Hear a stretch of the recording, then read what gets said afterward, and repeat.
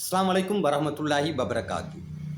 Alka Kaplan laser tank, அதாவது உலகத்தில் முதல் லேசர் பொருத்தப்பட்ட கவச வாகனம்.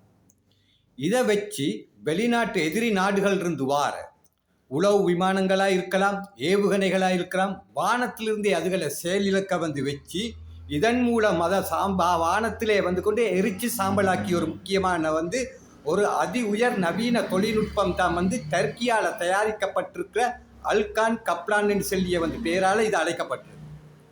அப்போ இதனுடைய தாக்கமானது வருகிற காலத்தில் யுத்த காலத்தில் இது கொண்டு பாவிக்கப்படுமேயானால் எதிரி நாடுகள் இருந்து வார எந்த ஒரு விமானத்திலிருந்து வார உளவு விமானங்களை வச்சு ஒரு தாக்குதல் ஒரு நாட்டுக்கு மேலே தாக்குதல் நடத்துறேன்னு சொன்னாலும் சரி, ஏவுகணைகளை கொண்டு தாக்குதல் நடத்துறேன்னு சொன்னாலும் சரி, அதுகளை வானத்திலே அழிச்சு கொண்டு செயலிழக்க செஞ்சு அதை வானத்திலே கொண்டு எரிஞ்சு சாம்பலாக்கி. அப்போ டெர்க்கி கிட்ட கொண்டு அதிநவீனமயப்படுத்த தொழில்நுட்பங்களை கொண்ட ஏவுகணைகள் மற்றும் ட்ரோன்கள், இது மாதிரியான லேசர் கொண்டு ஆயுதங்கள் கொண்டு இருப்பில் இருக்கிற இந்த நேரத்தில் டெர்க்கி கொண்டு பல ஆயுதங்களை கொண்டு இன்னும் பரீட்சிச்சு கொண்டு தான் இருக்கிறது. கடல் ரீதியாகவும் சரி, ஆகாய ரீதியாகவும் சரி, தரை மார்க்கமாகவும் சரி, டெர்க்கி இன்றைக்கு அமெரிக்கா வல்லரசுகளுக்கு நிகரான ஒரு இடத்துல இன்றைக்கு உயர்ந்திருக்கிறது தான் கொண்டு டர்க்கியினுடைய சமீபத்திய இராணுவ தளபாடங்களினுடைய கொண்டு வரவு மற்றும் அதுகளினுடைய தாக்கமானது உலகளாவிய ரீதியில் செல்வாக்கு செலுத்திடுச்சு.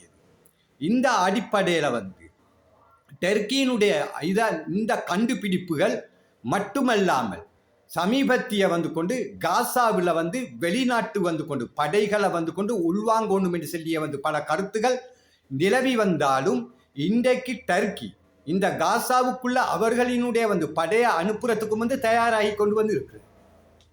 இஸ்ரவேலினுடைய பிரதமர் பெஞ்சமின் நெதன்யாவும் சரி, அவங்களோட அமைச்சரவைகளில் உள்ள அமைச்சர்மார்களும் சரி, டர்க்கியினுடைய கொண்டு படைகள் கொண்டு காசாக்குள்ள வரவேணாம் என்று சொல்லிய வேண்டுகோளை விடுக்கிறார். டர்க்கி சமீபத்தில் தான் இஸ்ரவேலோட உள்ள உறவுகள் அனைத்தையும் துண்டிச்சு கொண்டது.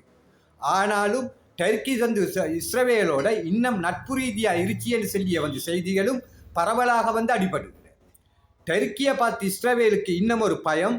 டர்க்கி கொண்டு காசாவுக்குள்ள வந்தேன்னு சொல்லி சொன்னாக்கா இந்த டர்க்கி படைகள் கொண்டு மீள கொண்டு திரும்பி போகுமான்னு செல்றதும் கொண்டு இஸ்ரவேலுக்கு இது ஒரு பாரிய சந்தேகத்தை உண்டு பண்ணியிருக்கிறது.